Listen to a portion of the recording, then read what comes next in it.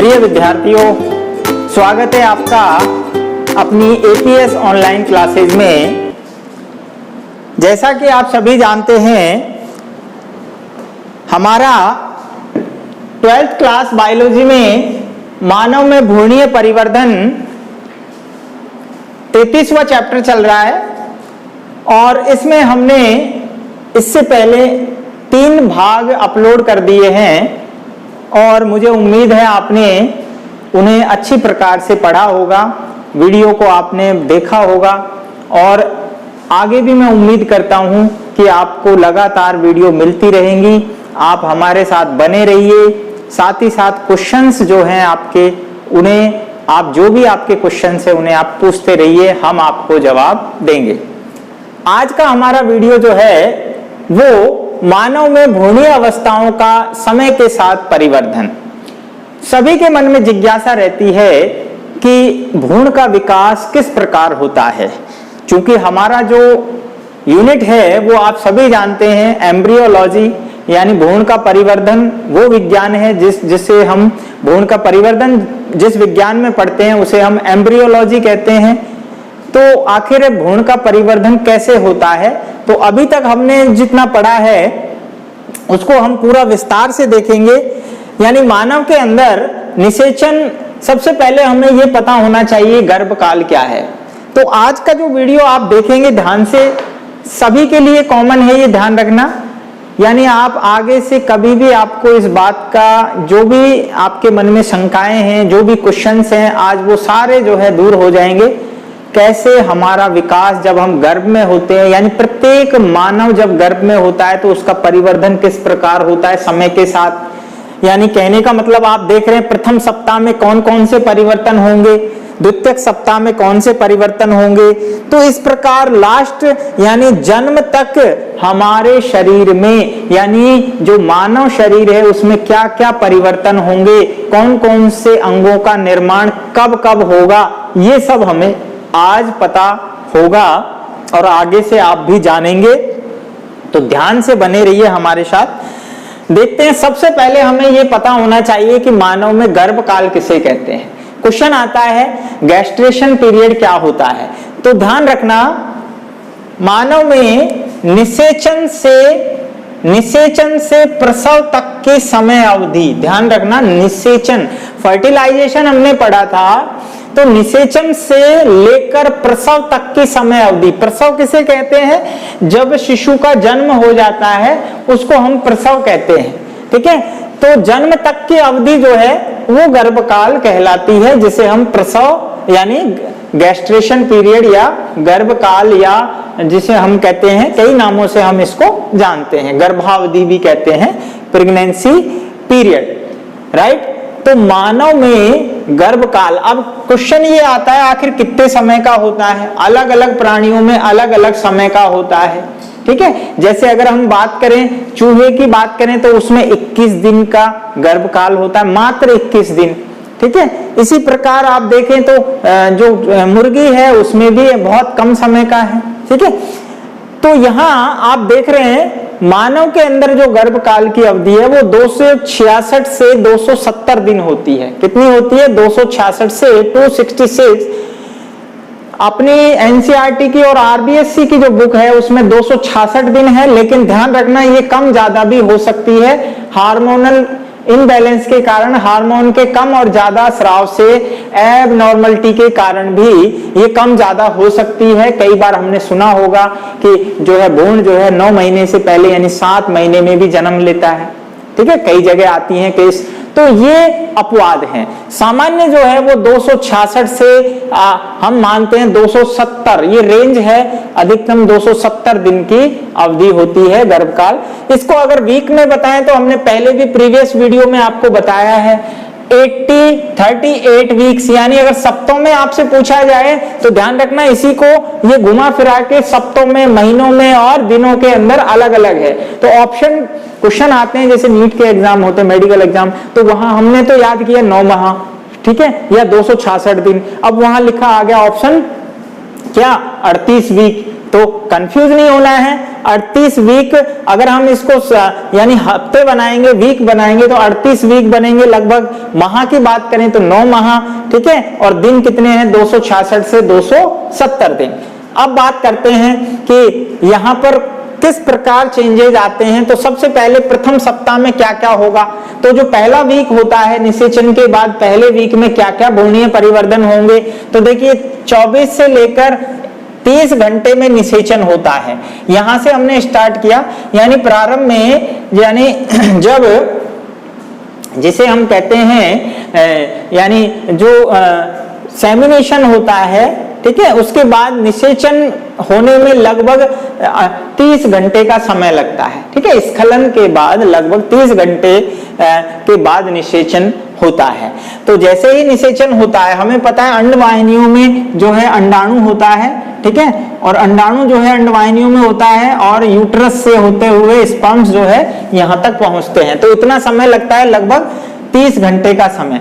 और इसके बाद 48 घंटे में, यहां पर जब 48 घंटे की हम बात करते हैं, तो निषेचन के बाद आप देख रहे हैं 2 सेल की स्टेज हो जाती है, यानी जायगोट बनने के बाद क्लीवेज शुरू होगा, विदलन। पिछली वीडियोज में आपको बताया था, पहला विदलन होते ही 2 कोशिकीय जायगोट 2 कोशिकीय भ्रूण बनाता है, ठीक है। तो 2 सेल स्टेज आ जाती है।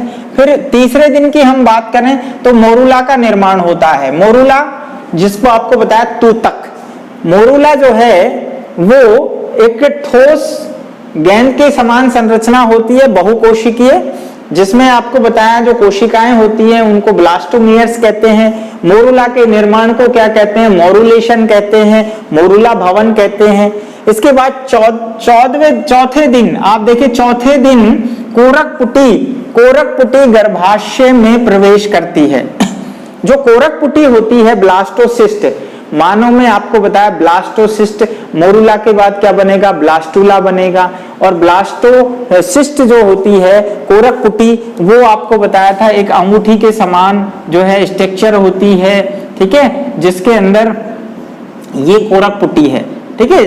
तो ये कोरक पुटी जो है, मानव में निषेचन क्रिया के बाद कोरक पुटी जब बनती है, और आपसे क्वेश्चन पूछा जाता है कि मानव में रोपण कौन सी अवस्था में होता है? भ्रूणीय अवस्था में। तो बहुत सारे क्वेश्चन हम आपको बता चुके हैं, फिर आपको रिवीजन हो रहा है एक प्रकार से।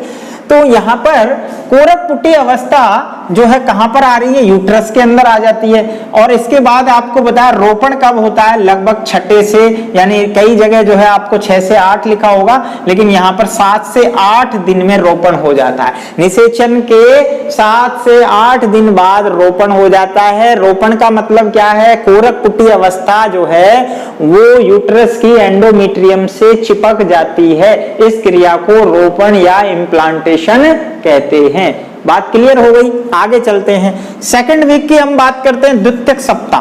तो जो द्वितीयक सप्ताह होता है, सेकंड वीक में क्या परिवर्तन होगा? आप देखिए, अपरा का निर्माण प्रारंभ होगा। अरे भाई, जैसे ही यहां पर रोपण होता है तो आपको बताया था यहां से प्लेसेंटा का निर्माण होने लगता है। और प्लेसेंटा का निर्माण जब शुरू हो जाता है और एक भ्रूणीय डिस्क व बाह्य भ्रूणीय झिल्लियां बनना शुरू होती है। यहाँ पर ये जो कोशिकाएं हैं, अंतःकोशिकीय गुच्छ, ये भ्रूण का निर्माण करती है। तो यहाँ पर एक डिस्क बन जाती है और इस डिस्क को भ्रूणीय डिस्क कहते हैं। तो यहाँ पर भ्रूणीय डिस्क और भ्रूण के चारों ओर जो है एक्स्ट्रा एम्ब्रियोनिक मेम्ब्रेन, अतिरिक्त भ्रूणीय झिल्लियां बनती है, एमनियन, कोरियन, एलेंटॉइस, ठीक है। ये सारी जो है अतिरिक्त भ्रूणीय झिल्लियां होती हैं जो एमनियोटा जो वर्ग के प्राणी होते हैं उनके अंदर पाई जाती है। भ्रूण को सुरक्षा प्रदान करती है, उसको पोषण देती है, उसको ऑक्सीजन सप्लाई भी वहीं से होती है। तो बहुत सारे कार्य करती है। इसके बाद आप देखिए 14वें दिन निषेचन के बाद आदि रेखा। आदि रेखा क्या है भाई? ये प्रिमिटिव स्ट्रेट। आदि रेखा से ही आगे चलकर नोटोकॉर्ड बनती है। ध्यान रखना, इसी से क्या बनेगी? नोटोकॉर्ड। और ये नोटोकॉर्ड ही क्या बनाएगी आगे चल के? कशेरुक दंड। और कशेरुक दंड वाले प्राणी कशेरुकी कहलाते हैं। तो कशेरुक दंड यानी हमारे रीढ़ की हड्डी, सीधे शब्दों में मैं आपसे एक बात कहूं कि रीढ़ की हड्डी बनना शुरू कब होती है? आदि रेखा से। और आदि रेखा 14वें दिन बनना शुरू हो जाती है। जैसे मान लीजिए ये भ्रूण है, ठीक है, ये भ्रूण है, आप देखिए इस प्रकार से। तो यहाँ पर आप देख रहे हैं ये भ्रूण का यहाँ पर आदि रेखा, ये आदि रेखा होती है। तो ये भ्रूण के अंदर आदि रेखा बनना प्रारंभ हो जाती है। तो ये आदि रेखा ही आगे चलकर रीढ़ की हड्डी बनाती है, यानी नोटोकॉर्ड पे बदलती है, परिवर्तित होती है, और ये नोटोकॉर्ड ही आगे चलकर वर्टिब्रल कॉलम बनाती है। अब देखिए तीसरे से छठे वीक में आते हैं। आपसे पूछा जाए भाई 3 से छठे वीक में क्या परिवर्तन होते हैं भ्रूण में, तो एंडोडर्म बनेगी, मीजोडर्म बनेगी। यानी ये जो एंडो और मीजोडर्म है, आपको बताया था गैस्ट्रुला भवन होता है, और गैस्ट्रुला भवन की क्रिया आपको पता है जिसमें 3 भ्रूणीय स्तर बनते हैं, एक्टोडर्म, मीजोडर्म, एंडोडर्म। तो पहले जो है एक्टोडर्म बन गया है, उसके बाद एंडोडर्म और मीजोडर्म का निर्माण होता है। इसके बाद 20वें दिन तंत्रिका भवन। तंत्रिका भवन क्या है? न्यूरुलेशन, यानी तंत्रिका तंत्र का निर्माण होना तंत्रिका भवन कहलाता है। तो ब्रेन वगैरह जो है वो बनना स्टार्ट होंगे, ठीक है। इसके बाद आप देख रहे हैं 28वें दिन हृदय धड़कना। ये बहुत इंपॉर्टेंट पॉइंट है, ध्यान रखना। आपसे पूछा जाता है मानव में गर्भावस्था में कौन से समय जो हृदय है वो धड़कना प्रारंभ होता है, तो 28वें दिन, यानी जब 28 दिन का भ्रूण होता है तब हृदय बनना शुरू हो गया और हृदय पेशियां धड़कना शुरू हो गई। आप सोचिए ये इंपॉर्टेंट क्यों है? क्योंकि हृदय की संरचना जब हमने पढ़ी थी तो आपको एक बात बताई थी कि हृदय की पेशियां मायोजेनिक होती हैं। हृदय मायोजेनिक हार्ट है, पेशियों से धड़कता है। ऐसी पेशियां, हृदय पेशियां एक बार बनती हैं तो आजीवन ताउम्र तक लगातार बिना थके धड़कती रहती हैं। यदि 1 सेकंड भी हृदय की धड़कन अगर रुक जाए तो हमारा जो है शरीर काम करना बंद कर देगा, ब्लड सप्लाई रुक जाएगा। और अगर मान लीजिए 5 मिनट हृदय रुक जाए तो व्यक्ति की मृत्यु हो जाएगी। तो इसका मतलब क्या हुआ? हृदय कभी भी आराम नहीं करता है। कब से शुरू हुआ? 28वें दिन से हमारी पूरी उम्र तक लगातार काम करता है। क्लियर? मस्तिष्क व फेफड़े व गुर्दे बनना शुरू हो जाते हैं। यानी मस्तिष्क अभी बताया, न्यूरोलेशन होगा तो ब्रेन का निर्माण होगा, फेफड़े लंग्स बनेंगे, गुर्दे किडनी जो है वो बनना प्रारंभ होगी, ठीक है। तो धीरे धीरे ऑर्गेनोजेनेसिस, यानी जिसको हम अंग निर्माण कहते हैं, अंग निर्माण को हम कहते हैं ऑर्गेनोजेनेसिस। तो अंग निर्माण की क्रिया प्रारंभ हो रही है, ठीक है। अब देखिए 6 से 8वें वीक में क्या होगा? बाह्य कर्ण, ठीक है। जो बाह्य कर्ण है ये दिखने लगेंगे, जो कर्ण पिन्ना होता है। यकृत में आरबीसी, वेरी इंपॉर्टेंट पॉइंट है। हमने आपको बताया था कि आरबीसी का निर्माण 2 जगह होता है। एक होता है, आप कहेंगे साहब आरबीसी का निर्माण तो बोन मैरो में होता है, अस्थि मज्जा में। ध्यान रखना, आपको बताया था जब भ्रूणीय अवस्था में होते हैं तो आरबीसी का निर्माण यकृत में होता है, जबकि वयस्क अवस्था में आरबीसी का निर्माण बोन मैरो में होता है। तो यकृत में आरबीसी बनेंगी, क्लियर। 7वें वीक में उंगलियां बनना दिखाई देंगी, उंगलियां दिखने लग जाएंगी। 7वें वीक में उंगलियां दिखने लग जाएगी, भ्रूण के अंदर उंगलियां, ठीक है। इसके अलावा 8वें वीक तक, 8 वीक कंप्लीट होते होते भ्रूण जो है एक छोटे शिशु के रूप में दिखने लग जाएगा। यानी छोटा शिशु, क्योंकि विविपेरस प्राणी है तो छोटे शिशु के रूप में होगा भ्रूण, ठीक है। इसे फीटस कहते हैं, फीटस। ध्यान रखना, फीटस किसे कहते हैं? जब भ्रूण छोटे शिशु के रूप में दिखने लगता है तो उसे फीटस कहते हैं। आगे चलिए, भ्रूण करवट लेने लगता है। भ्रूण जो है यानी हिलना डुलना शुरू हो जाता है, करवट ले रहा है, क्योंकि जब अंग बन गए तो अब करवट लेगा, वो घूमेगा, ठीक है। और आपको पता है एमनियोटिक कैविटी में होता है, और उसको अगर हमें भ्रूण का परिवर्धन का पता लगाना है तो एमनियोसिंथेसिस तकनीक के द्वारा हम फ्लूइड लेते हैं इंजेक्शन से और भ्रूण के परिवर्धन के बारे में जानकारी लेते हैं। इसके बाद आगे देखिए 9 से 12 वीक में, यानी 84 दिन, 84 दिन में क्या होगा? आप देखिए हाथ पैर की गतियां प्रारंभ होगी। मैंने अभी कहा कि करवट लेने लगेगा तो हाथ पैर चलाएगा। अरे हाथ पैर चलाएगा कि नहीं? तो हाथ पैर चलाना शुरू हुआ। उसके बाद अंगूठा चूसना।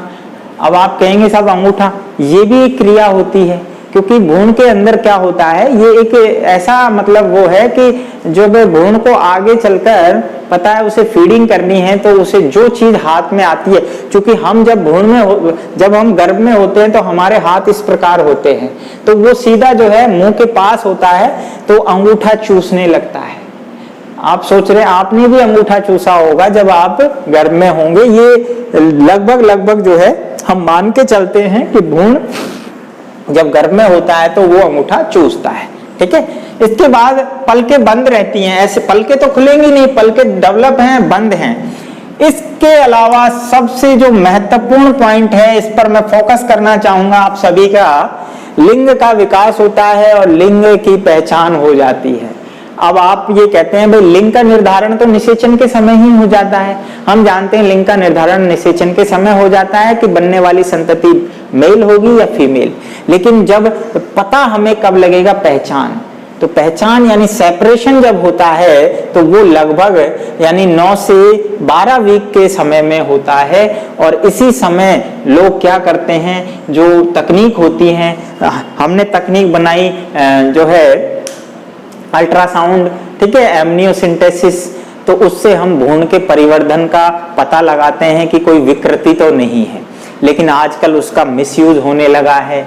लोग क्या करते हैं, उसका मिसयूज करते हैं लिंग निर्धारण, लिंग को पहचानने में। यदि मान लो पता चले गर्भ में जो है फीमेल संतति है तो उसको अबॉर्ट करवा देते हैं, गर्भपात करवा देते हैं। तो उससे क्या होता है, कन्या भ्रूण हत्या को बढ़ावा मिलता है। तो ये बहुत ही वो है, मतलब जिसे हम कहते हैं हमारे समाज में अभिशाप है।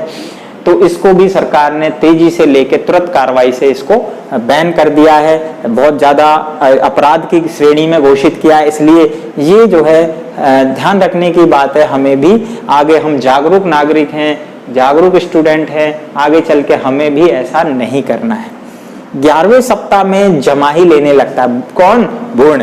जमाई जानते हैं?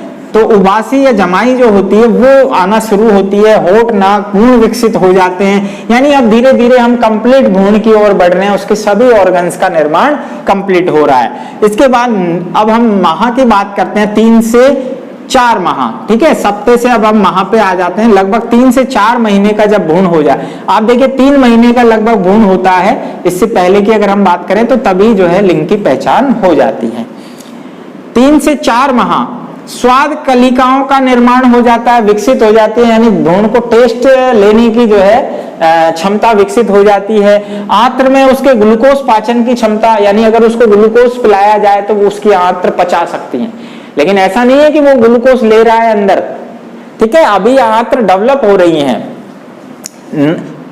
दांत का विकास प्रारंभ हो जाता है, यानी दांत बनना प्रारंभ हो जाते हैं। मां को शिशु हलचल महसूस होती है। ये भी एक महत्वपूर्ण पॉइंट है जो कि एग्जाम में पूछा जाता है। मां को शिशु की हलचल महसूस होती है, यानी जब गर्भ में होता है बच्चा तो मां को एहसास होता है, जब वो हाथ पैर हिलाता है तो उसको महसूस कर पाती है, जब वो हिलता है डुलता है। तो इसको हम बोलते हैं क्लिकिंग, ध्यान रखना, क्लिकिंग। तो ये एक शब्द है जिसको हम शिशु की हलचल के लिए महसूस करते हैं।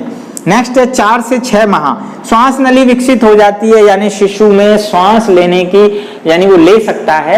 हालांकि अभी भी जो है उसको ऑक्सीजन कहां से जा रही है, प्लेसेंटा के द्वारा, ठीक है। शिशु सफेद द्रव के कवर से ढक जाता है, ध्यान रखना, शिशु सफेद द्रव से ढक जाता है, जिसे वर्निस कहते हैं। क्या कहते हैं? वर्निस।